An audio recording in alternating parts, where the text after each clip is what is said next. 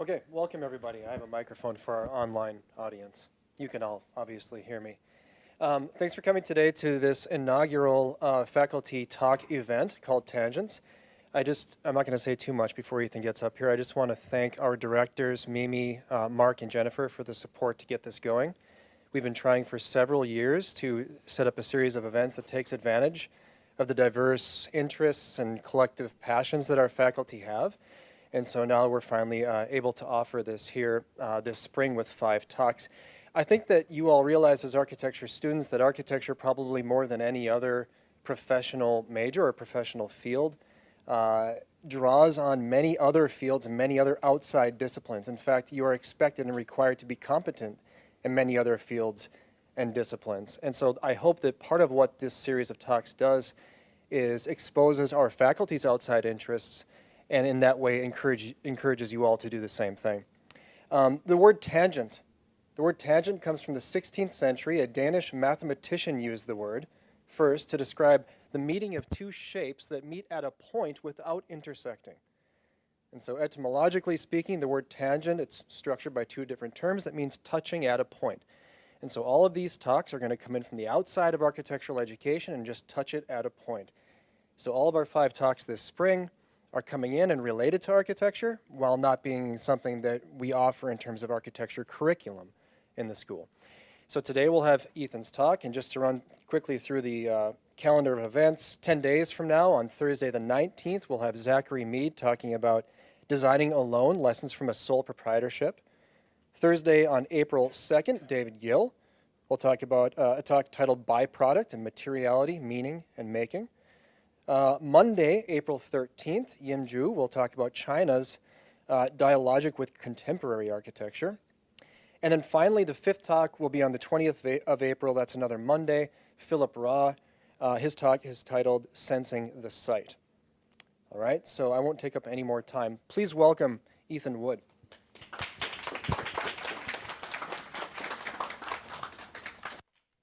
Hi, guys. Thanks for coming. Thank you to Jennifer and Mark and Mimi and Braden and everybody else who helped put this together. I'm really excited to talk with you guys and kind of share something that's been developing over a while. And the seeds of this talk actually came about from a discussion with a former student of mine from another university. And she was working in the city. We were having lunch. And I said, oh, you know, what buildings are you looking at? And she said, I'm not looking at any buildings. I said, what do you mean you're not looking at any buildings? She's like, well, I don't know what to look at. I said, well, this is the city, right? San Francisco is a laboratory. It has everything. And then I realized there was no specific place someone could go and start to see maybe important buildings that are potentially more obscure or have a history to them that we wouldn't recognize just by looking at them. And so then kind of through the medium of social media, I started to create a outlet or an avenue to start exploring San Francisco architecture and specifically San Francisco modernism. Now, why is this important?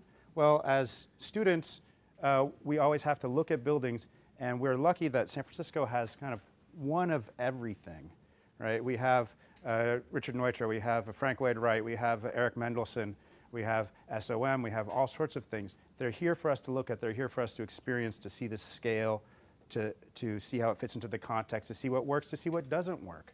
But we have that ability to not just look at a photograph in a book or online and then just walk away. We can actually go and experience this.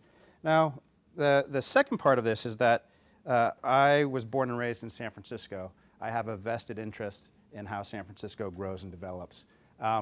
And the idea of San Franciscan-ness, you know, what does that mean in terms of the architecture that we create is really important to me.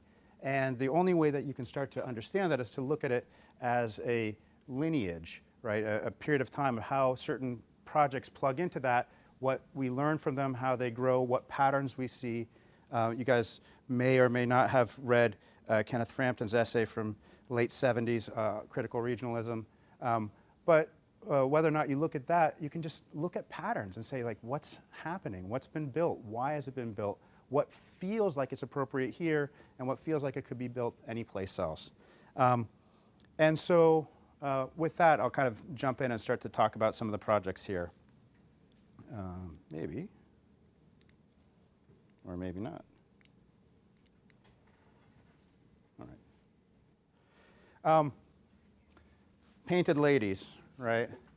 Everybody knows the Painted Ladies of San Francisco. It's the iconic architectural image. If anybody's seen Full House or any television show that's ever been filmed in San Francisco, they know this image from Alamo Square. And it's striking, right? The Victorian houses, the shared party walls, the repeated details. Like, this is how people understand San Francisco.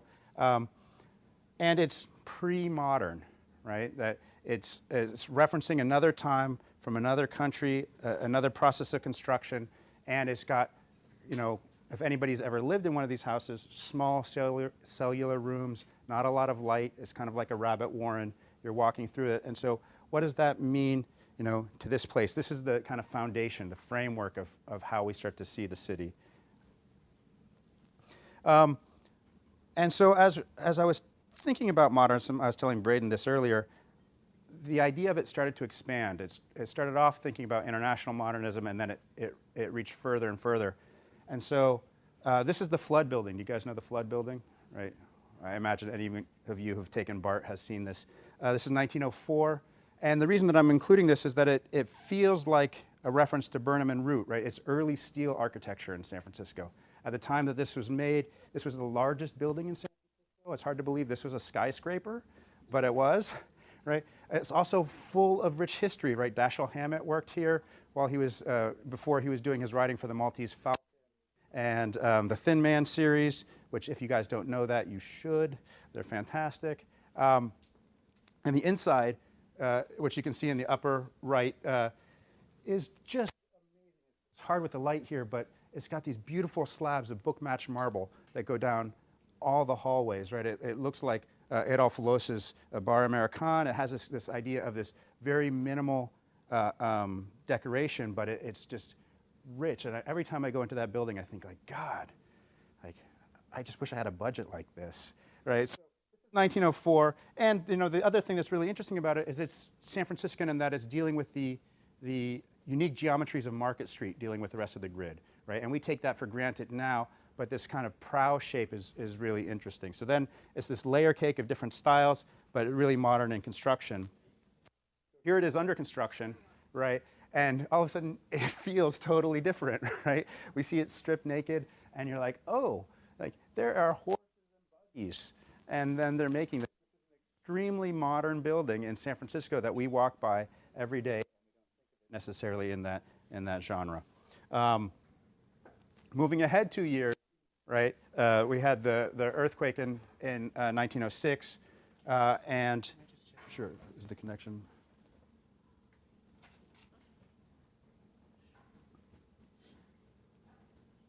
Do you need me to hold a regular mic instead?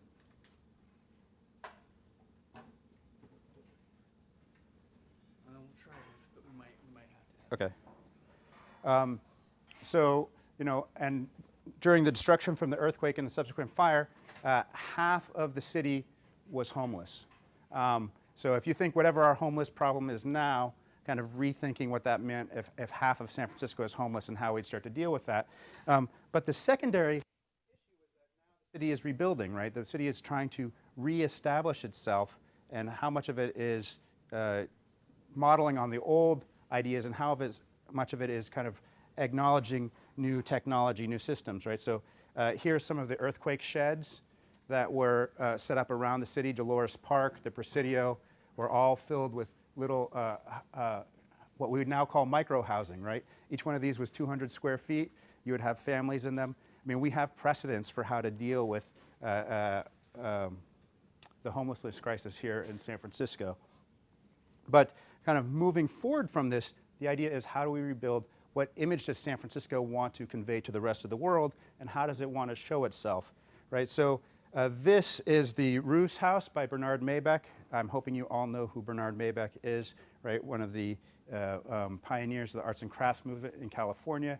The Roos was a clothing magnet, and this is in Laurel Heights and Pacific Heights. To understand the size, that fireplace is about 7 feet tall, or 2+ meters tall. It's this huge, great room. And this idea of rebuilding this kind of resplendent wood architecture, and that was what it meant to be in California. Kind of simultaneously, you have something like this happening. Do you guys know this project? Right, this is the Eastern Outfit Company building. It's on Market and 6th. It was built by George Applegarth in 1909, right? And he's playing with a couple of different ideas here. You know, first he has these giant Corinthian columns on both sides. Again, doesn't necessarily seem modern except for the scale and how it's deployed. But then you have this 5 or 6 story single bay window, glass and steel, starting to announce that it's made with a different technology. So the idea of legibility is coming through. And the recognition that there's something about the power of the bay window in San Francisco which is intrinsic to its character. Another project by Applegarth, this time he partnered with McDonald Applegarth. This is the Heinemann building. Have you guys seen this? It's right across from Crown Zellerbach. You have the Shell Oil on the right. It's 20 feet wide, it's 10 stories tall. It's one of the skinniest buildings in San Francisco, right? And again, it's kind of recognized the power of the bay. Like there was no moves to make in 20 feet. And so it's just kind of understanding it's getting that free space is popping out. And it feels undeniably San Franciscan, even if it's distorted in its geometry a little bit. We all know this, right? The Palace of Fine Arts, Bernard Maybeck. This was for the Pan American Exhibition in 1915. This was meant to show the world that San Francisco had recovered from the fire. And you know, although it has many classical elements to it, you know, as design students, we can start to see patterns in it which become interesting. And I should kind of take a step out for a second and say, I am not an architectural historian, right? I'm a designer who loves history because history provides context and inspiration for how we build now. And so, you know, looking up at the bottom of the dome of the Palace of Fine Arts, this is an amazing pattern. And if any of you make anything like this, I would be extremely happy as your instructor, right? So you can find inspiration in lots of different places. 1917, right, we have the Halliday Building, the first glass curtain wall. And even though, you know, we look at its kind of adornment at the top of the cake as a little bit frilly, this is an innovation in building technology where we've now separated the skin of the building from the structure completely. And the whole thing is hanging off the front, completely glass, right? So the fact that we have the first example of a curtain wall building in San Francisco, this is something that we should all be seeing, right? It's not something that it should be new to you. Although this doesn't appear modern, this has some roots. So this is Julia Morgan's home. Now, I don't know if you know Julia Morgan. She recently won the AIA Gold Medal many years after her death. But she was a student of Bernard Maybeck and was sponsored by the Hearst family. And so she actually owned both houses. They had built in the 1860s, and then she renovated them in 1923 by eliminating the top floor on the house on the left so that she could get light and air, right? And the desire to clear out of Victorian to get light and air is an inherently modern impulse to change the interior structure of the house. So, you know, this is the context that you may have gone up and down. This is on Divisadero and, I don't know, Sacramento. You know, you've probably gone by it a number of times and never looked at it. And then infrastructure. Infrastructure is inherently modern. This is the bridge between off of Miguel Street and over 280. And part of it is the original 1929 structure, and part of it is the subsequent seismic bracing underneath it that evokes some of the ideas of Robert Mayer or something like that, where you're saying, you know, how do you get a long span? How do you start to express that in different ways? 1932, this is the Dolger headquarters. Do you guys know who Henry Dolger is? Have you heard that name? So Henry Dolger was a developer who developed all of the Sunset District and most of Daly City. And although maybe you haven't heard his name, at one point he was developing 4,000 houses in the Sunset District, right? And so this was, you know, his attempt to find modernity in the modern, right? So this is at 9th and Judah. And you can look at the kind of civic scale of the entry, the streamlined front, the glass blocks. It was trying to present a new front for how people moving westward in San Francisco would be. And we don't even think about that. We think of the whole city. But up until the 30s, right, from Golden Gate Park west, was a lot of sand dunes. There was not a lot there. And so the idea of how you would entice people to get out there was this hope of modern living. And then there's these examples of fantastic anonymous architecture. I don't know, it's a little hard to see this. This house is on Oak near the Panhandle, and it's one of my favorite projects. It gets no love, but maybe now it will get some love from you guys. But you know, it has this steel sash window system, this defined entry in the middle, a bay on the right-hand side, but it's not a trapezoidal bay. It's kind of working with all the rhythms and patterns and the scale of the city in a very humble way. Timothy Pfluger, master of Art Deco. This is Roosevelt Middle School on Geary and Arguello. And you can start to look at the way that he's employing the architectonic expression of brick, right? It has this kind of almost Dutch mastery of how brick is being used.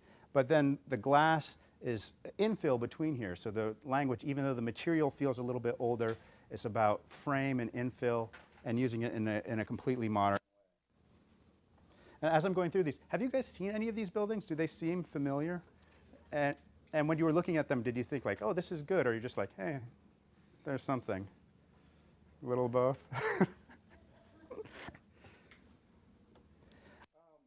The Schiff House, so 1937. So now we're getting into modernism proper, right? So 1937, the Schiffs, Richard Neutra. You know, as you know, Richard Neutra was an Austrian emigre. He came to the United States to work for Frank Lloyd Wright, and he built a triplex in the marina, right? So there's actually 3 units here, and he ran the window system across the entry on the side. So every San Francisco has an entry on the side. You go up the stairs, you have some sort of bays, it steps back. It's just very clean, very unobtrusive, very modern. I had a chance to go in it with a second owner, and he told me he bought this for $250,000 under market value in 1989 because it was too modern for the marina, even though it was built before everything else, which always just amazed me. But simultaneously, if the Schiff House is looking at international modernism, the same year, Neutra is realizing that California is something different. California is something special, and it can have a different expression. And so he did the Darling House. The Darling House is right near UCSF, and it was the first time when he started to take this idea of modernism and strip away the white material-lessness of it and put redwood siding, right? That it was really about fitting into the landscape, being appropriate to what the materials were here in California, softening this modernism to make it a warm modernism. 1938, we have a second Roos house. So you saw the one by Bernard Maybeck. This is John Dinwiddie, and this is for his son. And Dinwiddie had worked for Eliel Saarinen and was trying to bring this new kind of European modernism into the context. And at the same time, you have the beginnings of what's called the Second Bay tradition, where the architects are trying to figure out what it means to be in California. A lot of times that was cladding the building in clapboard siding, wood shingles, something to warm it up so that it didn't have this cool quality of international modernism. You can see it has a singular bay window, which is canted towards the view of the Bay Bridge, I mean the Golden Gate Bridge. It's absolutely fantastic. 1939, you have the Kahn House by Neutra. In terms of sequence, this is a little funny because it's more traditional in its international quality, but it was probably being built all at the same time as the other houses. This is on Telegraph Hill, and it cantilevers out on top of the hill, 3 stories, continuous ribbon windows that run across the side. You know, it's the epitome of what the international style of modernism is. But then there's still this struggle for, you know, are we modern? Are we modern? You know, what does San Francisco become? This is the towers for the, let's see, where are we here? The Aquatic Park Towers by William Moser Sr. and Jr., father and son. And so this was to referee swimming events, right? But you get this kind of very massive expression, but at the same time stripped down. It has this iconic silhouette to it. Lakeside Medical Building. So this is out on the west side of San Francisco and trying to deal with the modern and the Art Deco and make a sense of place. How do you make a sense of place? Dealing with intersecting geometries.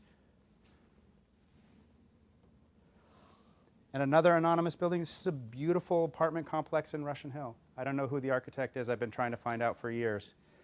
But you look, it has this formality, this central access, these canted bay windows that is modestly scaled, but completely San Franciscan as you look at it. Similarly, these apartment buildings in the marina where the bay window doesn't have to be trapezoidal, right? That it's taking a plane, it's bending a plane to maximize the view, in this case, again, towards the Golden Gate Bridge. And then, you know, what does it mean to have an apartment building? This is probably the least San Franciscan of the examples, but I think it's fantastically modern. This is by Irving Goldstein. This is 1949. This is in the Richmond district off of Geary Boulevard. And then you can see, you know, glass floor to ceiling, ventilation panels. Everything is expressed, right? Nothing is hidden. It's completely transparent in how it's made. So coming, you know, full circle post-war, then we have, you know, the most famous example of maybe San Francisco modernism. This is the V.C. Morris gift shop by Frank Lloyd Wright. It is the first time he built a spiral ramp, although he had been designing spiral ramps for years beforehand. And it's important to see this building both in the context of Union Square, but also that it's part of a triptych of buildings, right? So in 1949, you have V.C. Morris gift shop.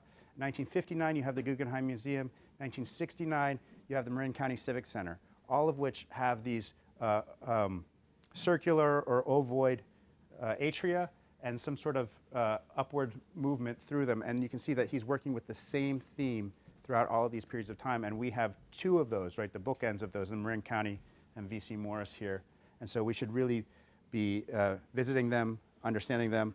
And I'll say another aside, as students, it's like your responsibility to get into buildings even if it doesn't feel comfortable, right? Like, just go and walk in and say, I'm an architecture student. I need to see this Frank Lloyd Wright building. And even if they're trying to say, you know, no, thank you, force your way in. Now's the time that you can do that. I mean, within the bounds of the law. Here we have a laundromat by Mario Ciampi. This is in the Excelsior. I photographed this in black and white because it's painted colors that are way too garish to share with you. But again, you can see this idea of this rounded facade as it's dealing with intersecting geometries, ribbon window, elevated, you know, extremely modern expression hidden in a kind of plain sight in a modest neighborhood. This is in Forest Hills. This is attributed to Henry Hill. It might be John Dinwiddie. Henry Hill and John Dinwiddie actually had a partnership for a period of time. But Henry Hill went to the GSD, Graduate School of Design at Harvard, in 1938. He studied from Walter Gropius. So he's taking from the Bauhaus master, right, and he's bringing it back to San Francisco and saying, all right, now what is a Bauhaus bay window, right? It's not trapezoidal, so you get this semicircular bay window. You get these alternating panels of fixed glass and operable glass, and it's kind of nestled into the landscape. Also Henry Hill, this is a duplex by Buena Vista Park, and you can start to see some of the languages, or maybe you can't in this light, but again, of panel, operable panel, and the expression of what that means, and then cladding the whole thing in redwood siding. Has anybody ever seen this peeking through the corner? So this is was Mount Zion, was Manamede's Hospital. This is Erich Mendelsohn. So Erich Mendelsohn, the famous German modern master, fled Europe after the war, and then he came to San Francisco and he did a couple of projects. He set up a partnership with Henry Hill and Dinwiddie for a while, but he did this hospital, which is now UC, and he also did this house. This is the Russell House, which is absolutely fantastic. If you look at it, it's got a 3/4 cylindrical bay window, and it's on a pipe column that's about 3 inches in diameter that goes up 5 stories. Now, I can't get a structural engineer to do anything that thin, but it's survived for, 70 years. It's doing okay. So, you need to really look around to find it. The trees have grown up much more, so it's a little harder to see, but it's worth exploring and seeing this masterpiece. This is a Corpus Christi Church by Mario Ciampi, and again, trying to think about how to change liturgical architecture. The cruciform mullions actually used to protrude and were a brise soleil. They've been replaced by terrible, cheap aluminum mullions, and so you have to use a little bit of your imagination, but again, thinking about how to get beautiful architecture that's just in the neighborhoods. This is a house in Diamond Heights by Worcester Bernard Emmons, and this is really kind of straddling between the second and third Bay traditions, but it's a shingled house. You can see it almost has some Japanese qualities with the extending rafter tails, but then they've positioned windows asymmetrically to maximize the view. This church, I don't show the interior, but I just show this. This is up at the top of where Tower Market is. And this was done by all people of John Portman. So if you know the Hyatt and Embarcadero, this is the same architect, but 20 years span between what he's starting to do. Anshin and Allen, this is a house on Twin Peaks. Another house in the Excelsior. I love it. That's just got the strong frame, the slot on the side. It's not trying to do too much, but it feels very San Franciscan. Park, you have the Golden Gate Flower Pavilion. This is 1959, and that is Appleton and Wolfred. Right, so this is by the Arboretum. And I'm presuming you guys all know this. I'm sure in 110 and 150 everybody sent you out to see this, right? But the Crown Zellerbach, the masterpiece of office structure by SOM, and landscape by Sasaki Walker. So you get the beautiful bridge, the pavilion with the folded roof plate, and everything being lifted off the ground, the detached core, and the curtain wall. So all of these things are kind of acting together and then dealing with a triangular site. So how it's positioned on the site, how the pavilion works and the building work are all set free. Let's see, where are we? Forest Hills Christian Church by Norman Gaddis. And what you don't necessarily see from this photo is that the roof is a ruled surface, so that everything is a straight beam, and as it's going from the front, it's at a high peak, and as it goes to the back, it shifts to a low peak. You guys are doing these drawings in studio, you're thinking these are new things, right? People have been doing these, before there was complicated ways to computer model things. They were just drawing it and measuring with a slide rule. So these spaces and see how much staying power they have. Joe Eschrich, this is the Larson House. This is 1962, right? Now, if I put this in Dwell, it would be on the cover right now. And so to really start to understand what proportion, what geometry, how the bay pulls forward, how it's engaging with its site and the light is really critical to understanding its San Francisco. This is a weird one. This is an accessory structure to the Holy Trinity Greek Orthodox Church by Reed, Rockwell, Banwell, and Terex. Don't make me say that twice. But it's this beautiful folded roof with glue lamps, right? It's simple. It's something that we would design now, right? And here it is, again, more than 50 years later, we can start to look at this thing and see how it's surviving and what its strengths are. My office building in San Francisco. Has anybody seen this one? Right? It's this little glass structure by A.E. Wagerman off of St. Mary's Square. It's 3 stories. It's got this split level stair at the front, so everything is transparent. It's just a jewel. Sure.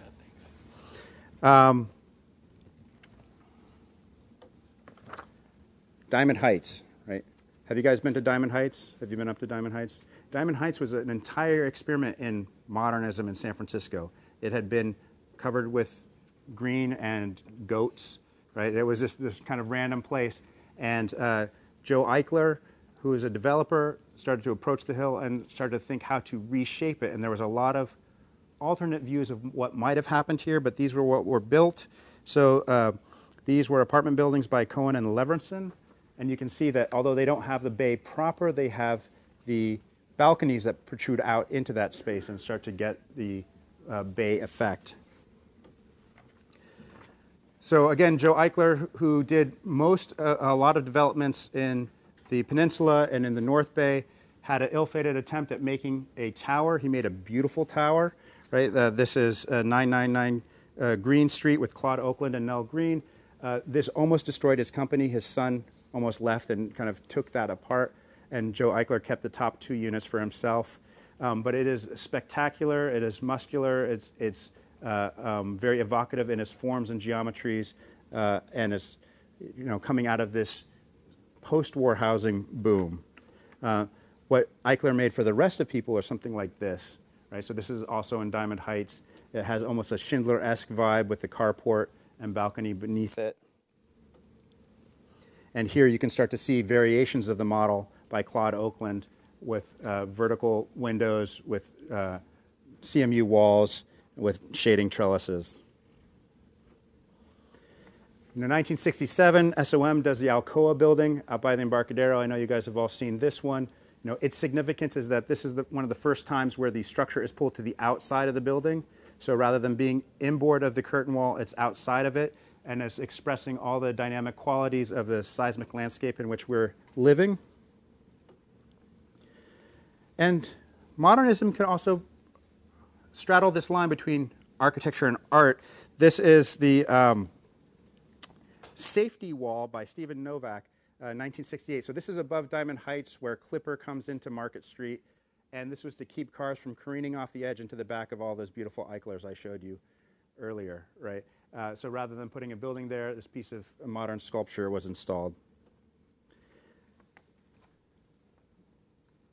This is a kind of ubiquitous building that may not get your attention, but this is the UA Cinema, or the Cinema Twin at Stonestown, 1970. It has this beautiful colonnade where there's a kind of a very subtle groin vault that feels almost like an Edward Durrell Stone building. And as I was recently told by someone from Doko Momo, it's now 50, right? Which means that this qualifies for historic preservation. And so as we're starting to look at these things, we can start to see, how we value different buildings in our community and if they have some integrity that we want to keep going forward. French Hospital. This is Pafford Keating Clay. Pafford Keating Clay is an amazing architect. He apprenticed for Frank Lloyd Wright at Taliesin. He worked for Le Corbusier. He married Siegfried Gideon's daughter. He was good friends with Mies van der Rohe. He's like at the nexus of all things modern. And this is now the Kaiser on Geary and 6th. But it's this mix of a concrete Le Corbusier structure with this idea of Mies van der Rohe kind of expressing the columns. It's since been altered in some ways. They've infilled the bottom so it doesn't feel like it's lifted up as much, but it's important to know the context in which it was made. And then Pafford Keating Clay's masterpiece is the San Francisco Art Institute, right? So it's an addition to the Bakewell and Brown original structure on the backhand side. Bakewell and Brown are the architects that did City Hall, right? They did most of Stanford's campus. They have this idea of making this California kind of mission-style, modern something or other.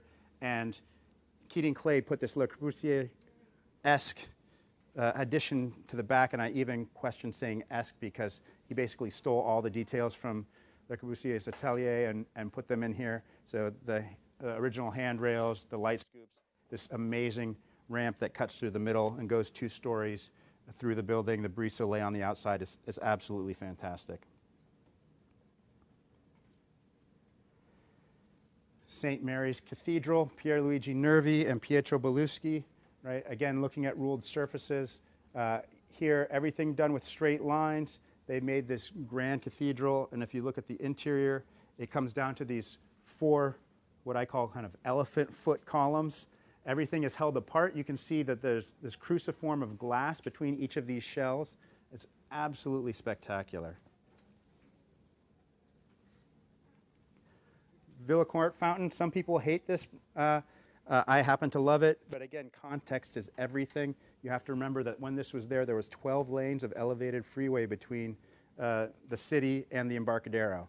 And so what Justin Herman and Lawrence Halprin and Mario Ciampi were trying to do was create an outdoor public space that had some sort of white noise element that could diffuse the sound of all of those cars, and that could have a formal presence that could stand up against the background of 12 lanes of traffic. You guys all know this, right? The Trans-American Pyramid by Pereira. But I don't know if you've seen, not only is the building itself beautiful, but there's an amazing redwood garden right next to it. Have you guys gone and seen this? Right, so they planted 80 fully mature redwoods next to it, and they're dwarfed by the tower. Right, so at the time the Trans-American Pyramid was made, I think it was the 4th tallest building in America. And to have this contrast of the absolute height of nature versus the absolute height of man is really interesting. Sutro Tower, you know, after the Golden Gate Bridge, maybe the most iconic element in San Francisco. We don't think of San Francisco of not having it, right? But 1973, it was built at the top of Twin Peaks. It was by Furman, Anderson Jr., and Simpson, Gumpert, and Hager. And it's an amazing piece of infrastructure. It defines San Francisco, you know. And so thinking about whether we're looking at buildings or other technologies, what is it that makes this place feel as it does, right? And how can we draw inspiration from that? The Origami Fountain by Aruthurazawa in Japantown. Aruthurazawa is now finally getting some due as an artist, but for a long time she was kind of not exactly wallowing in obscurity, but not getting the recognition that she deserved. 1970, so Aruthurazawa was Japanese American. She was interned during World War II, went on to Black Mountain College and studied with Buckminster Fuller and Joseph Albers. And in 1972, she applied for a Guggenheim Fellowship. Buckminster Fuller wrote a recommendation and said that she was the most creative person he had ever met in his entire life. Now, if you know the history of Buckminster Fuller, that's amazing. What's also amazing is she didn't get the scholarship because she had 3 kids and she was teaching at a public school, and the Guggenheim didn't think that she was a serious artist. And so they gave out 22 scholarships that year, only 1 to a woman, and Aruthurazawa was not it. So I give you that context to realize how amazing and how special these pieces are. We might walk by them all the time and not know that they're there, right? But if, again, you're looking at thin-shelled geometries, you're looking at stiffening practices, like it's all there in this piece. It's easy to go see and explore and understand. The Grand Hyatt by John Portman. Again, this was built when there was 12 lanes of freeway there, and so it steps back to go back and high above the freeway. It has one of the most amazing atriums that you'll ever see in a building. A lot of people will call it brutalist. It is. It's also spectacular. And so I think it's worth kind of going and understanding that. And then kind of the last of the modernist elements that I kind of end in 1975 is the San Francisco State Student Union building by Pafford Keating Clay. This was one of the last projects he executed before he fled the country for tax evasion. But it's absolutely amazing. It's got these 2 truncated pyramids that kind of shoot up at different angles. One was kind of a cone of silence. One was about performance. And you get these geometries, these scuppers, these torqued wall planes, which would be completely contemporary now. You know, post-1975 in San Francisco, everything went to hell in a handbasket, as it did lots of different places. People were fighting for modernism for a long time. Even as early as the early 2000s, when I came back to San Francisco after college and I started practicing, I would tell people I was a modern architect, and they're like, modernism? Like, San Francisco is not about modernism? And I say, like, yes, it is. And so, you know, the intent of showing these things to you is to show you what the richness of things are in San Francisco, where you can draw inspiration and how it's connected to all different architects from all over the country, right? As you take Braden's class and you start talking about modernism, it's not something that happens someplace else. But secondarily, you should start to see how it influences the future of San Francisco architecture. And so here are a few examples of projects by Ann Fougeron, Stanley Sadowitz, Edmonds and Lee, Owen Kennerly, Iwamoto Scott, Adlin Darling, where they are making new interpretations of San Francisco projects, right? All of them are invariably San Franciscan. All of them are working in some way to find a way to push against, but to work with the context of scale, proportion, and space. And this is what I kind of hope to offer you guys, that our city is a place of endless inspiration, that you should be able to look at it in lots of different ways, not only look at the past, but also to have ideas for how your work can fit in it into the future. Thank you.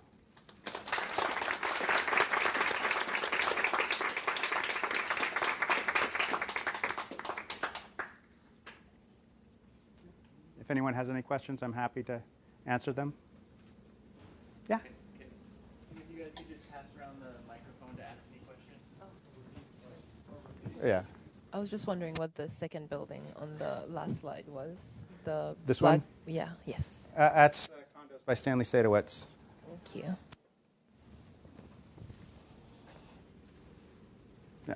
Or do you want to just take that? Thank you, Ethan. That was excellent. You mentioned a few times that there's 2 or 3 different generations of modern architects in the Bay Area. I wonder if you could tell all of our students so that they have some help, maybe when they're wandering around the city, they identify a piece that looks like modern architecture. What sort of values or characteristics would they look for that would tell them it's second generation or first or third? Oh, that's a great question. So how do you know what's modern? How do you know what generation it is? So I think the easiest is arts and crafts. You can start to look for Bernard Maybeck and see some beautiful wood curly cues and shingle siding, and you're good. From there, you have a generation that's pre-World War II. And pre-World War II is white stucco, ribbon windows.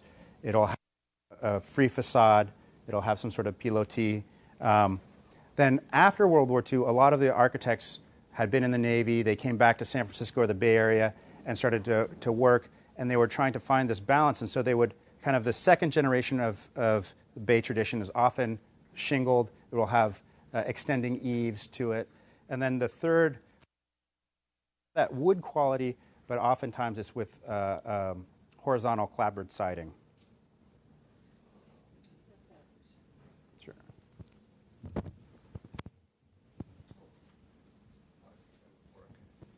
Thanks, Ethan. It was awesome. Do you have, could you provide your list somewhere on the, it would be awesome to just have access to the list. I think it also would be great for the students, because if they really want to go out and want to do a tour out there, they, kind of, and maybe there would be even a little project together with the students to create a map of some kind of these projects. I think that would be great. So the short answer is, I mean, that's what social media is for. Like, my entire Instagram platform is not pictures of my kid and my dog, although they occasionally show up. It's all buildings and art. And so if you want to see that, go find those. As far as a map or a list, I haven't put that together. That's in the works in some form. But if you guys have specific buildings you want to see, let me know. But really, you should just go out and look.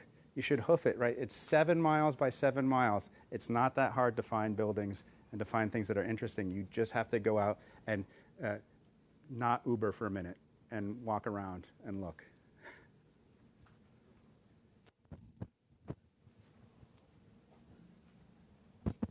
Thank you, Ethan. I love the walking tour.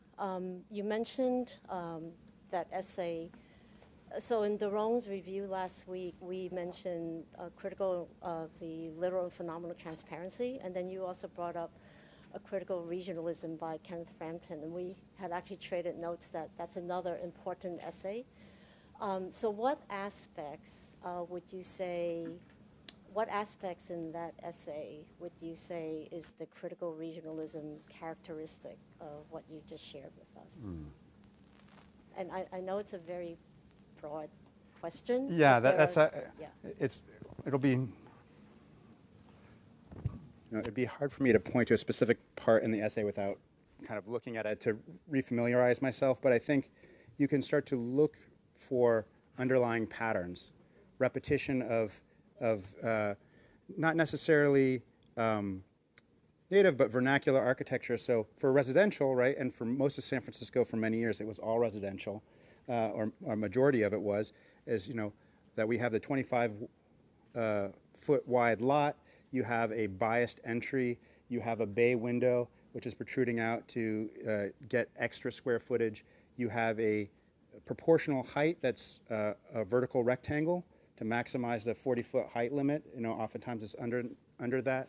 And then you'll have kind of barbell plans where you have light wells to let light into the narrow, long floor plates.